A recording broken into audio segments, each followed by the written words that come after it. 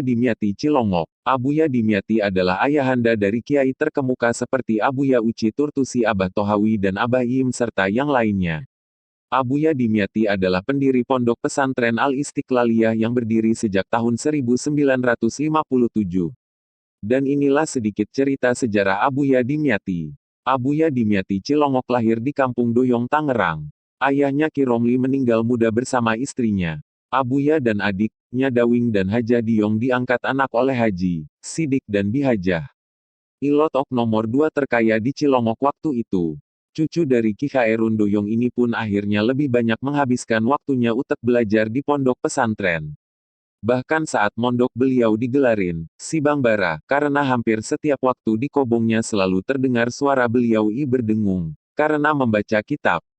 Beliau pertama kali mondok di Ki Muhyiddin Kosambi lalu diteruskan ke Abuya Prawira Sekong lalu Ki Dahlan Tanjakan lalu ke Mama Bakri Purwakarta dan beberapa tempat lain.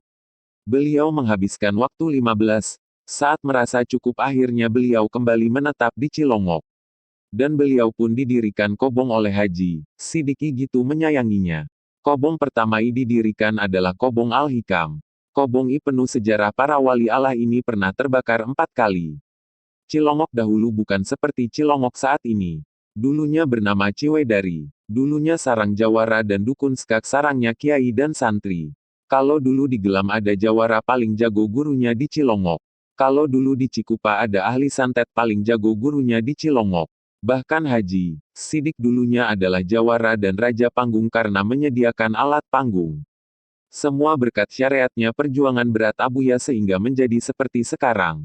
Banyak cobaan dan rintangan dalam berdakwah harus dihadapi Abuya bahkan nyawa pun menjadi taruhannya. Bagaimana tidak? Semua pada terkejut dan tidak senang dan berdirinya pesantren terutama para jawara, para dukun dan lain-lain. Bahkan kobong pertama dibuat, dibakar mereka sampai 4 kali. Tiap kali dibakar Abuya selalu menerimanya dan tersenyum dan kembali membangunnya. Banyak sekali para jawara suka menghina beliau saat ketemu tapi beliau hanya diam tersenyum. Banyak juga para ahli ilmu hitam mengirimkan santet tapi selalu mental dan tak pernah dibalas. Para jawara dan dukun kebingungan sendiri. Menghadapi Abuya selalu mereka hina dan ejek agar terjadi perkelahian. Tapi Abuya tidak pernah marah bahkan selalu baik dan ramah KPD mereka. Akhirnya suatu ketika mereka mendapat kesempatan untuk itu. Saat seorang jawara paling jago bahkan rajanya para jawara Cutak Asmaran mendengar bahwa rambut Abuya enggak bisa digunting si tukang cukur. Membatinlah sang jawara ini. Kurang ajar ternyata Dimyati mau pamer ilmu. Ternyata senyumnya selama ini palsu. Sok tawadu. Mau nantangin gua. Gua habisin lu malam ini juga Dimyati. Membatin sang jawara dan saat itu juga beliau mendatangi rumah Abuya. Padahal Abuya saat mengetahui rambutnya tak mempan dicukur malah masuk ke dalam kamar dan menangis. Karena bukan itu beliau inginkan. Cutak Asmaran sebelumnya minta izin dulu deg ayah angkat Abuya utek berduel deg Abuya. Jawara tempo dulu walaupun jawara tapi masih memakai adab-adaban. Masih kesatria kalau zaman skak terkadang seorang santri pun ada suka menghina orang lain karena lupa adab. Mau pakai cara apapun ente gak bakal bisa ngalahin si Dimyati, tegas Hasidik ayah angkat Abuya Dimyati Cilongok KPD Cutak Asmaran menantang Abuya utek berduel. Dengan santai dan penuh keanggunan Abuya berjalan keluar rumah utek menghadapi Cutak Asmaran. Mereka berduel di depan rumah. Saat sudah saling berhadapan dalam jarak 5 meter.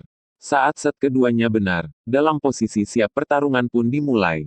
Benar, cara ksatria. Keduanya hanya duduk diam semedi tapi terdengar suara pukulan saling pukul, suara perkelahian.